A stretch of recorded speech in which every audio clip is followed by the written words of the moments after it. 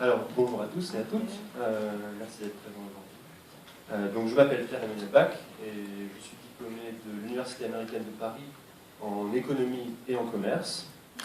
Je m'appelle Jean-Noël Guert, je suis diplômé de l'Université de Liège et de l'Université de Luxembourg en environnement et en énergie et cofondateur de Cycloponic, dont on va parler aujourd'hui. Voilà, et elle, c'est Camille. Elle nous rend visite souvent. Voilà, on est deux enthousiastes alsaciens, enthousiastes de l'agriculture urbaine et alternative en général. On va vous parler aujourd'hui d'un projet qui est en phase de test, qu'on tient actuellement au moment où on parle. Et voilà. Donc, d'où est venue l'idée? On connaît tous un petit peu l'hydroponie et l'aquaponie. Donc là, on a une photo d'un système aquaponique que j'ai pu visiter pas loin de Chicago. Et donc, bon, l'idée nous est venue en observant, en faisant un petit tour d'horizon de ces systèmes qui existent.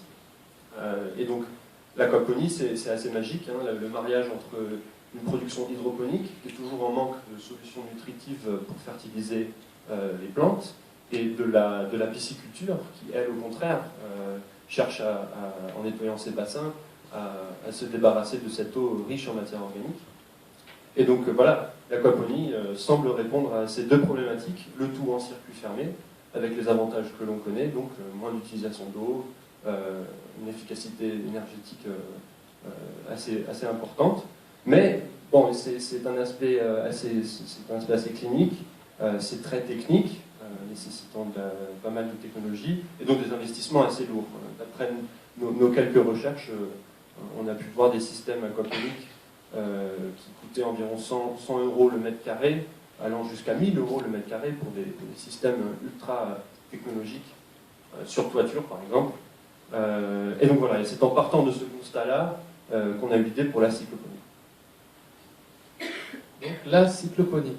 Cycloponie, un peu d'étymologie, cyclo c'est-à-dire circulaire, et ponie c'est l'effort, ponos, donc ça donne l'effort circulaire. Le concept, c'est une symbiose entre un écosystème naturel, en l'occurrence notre étang, et un écosystème artificiel, une serre hydroponique.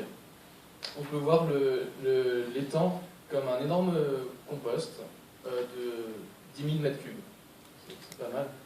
Et le système hydroponique, c'est un peu un cordon ombilical avec le maraîchage. Ces deux systèmes, on va utiliser que leurs avantages. Ils vont se retrouver démultipliés. Et les prix sont cassés. Voilà, et donc là vous voyez notre étang avec notre serre, c'est celle à gauche là. Et là une photo de l'intérieur de la serre. Donc voilà, donc en partant de cette idée-là, on s'est dit qu'on allait tester en grandeur nature, toutefois à petite échelle.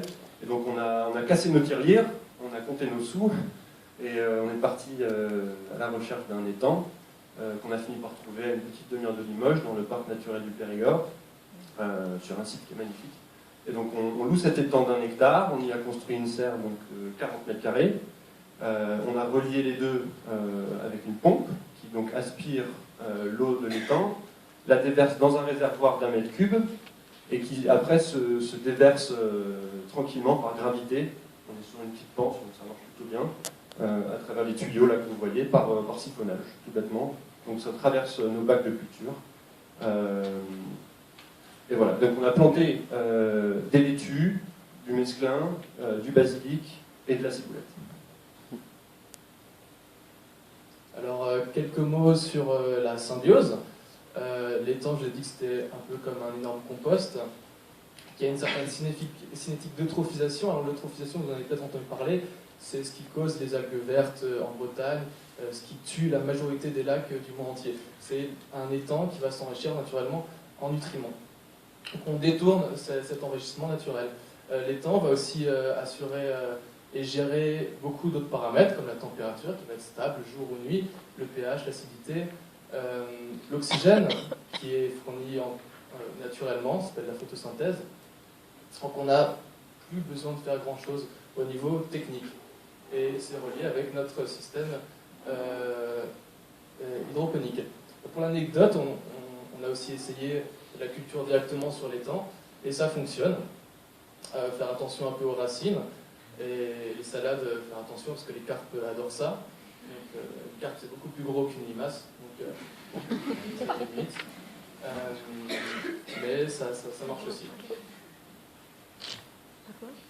Voilà, donc retour à la serre, et donc on voit un peu les quelques résultats qu'on a pu avoir. On a essayé de vous montrer quelques photos sympas. Donc là, on a notre première tête de basilic qui est sortie des billes d'argile au tout début de l'aventure.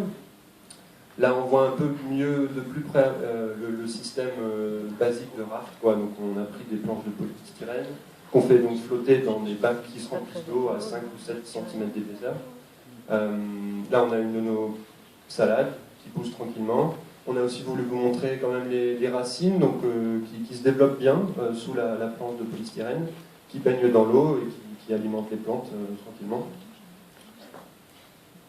Donc oui, j'ai fait mention quand même des substrats qu'on a utilisés. Donc les billes d'argile, on a essayé avec ça, on a essayé avec un substrat organique également et avec de la laine de roche.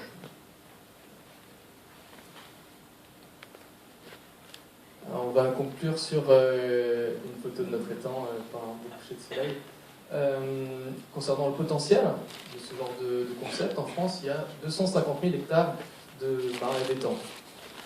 Les pisciculteurs en utilisent environ 1500. C'est-à-dire qu'il y en a, si on fait rapidement le calcul, il y en a beaucoup de disponibles. Et ça coûte pas cher à l'année, entre 1000 et 2000 euros à l'année en moyenne. Donc le potentiel est important, en tout cas juste en France. À l'étranger, c'est inimaginable. Concernant nous, nos activités en tant que start-up, on vise à développer le système agricole via des fermes commerciales dans des zones plus périurbaines, ce qui est possible, et les étangs absolument partout. On vise aussi à développer des systèmes mobiles et autonomes, hydroponiques, pour viser de la phytorémédiation. Voilà. Bravo.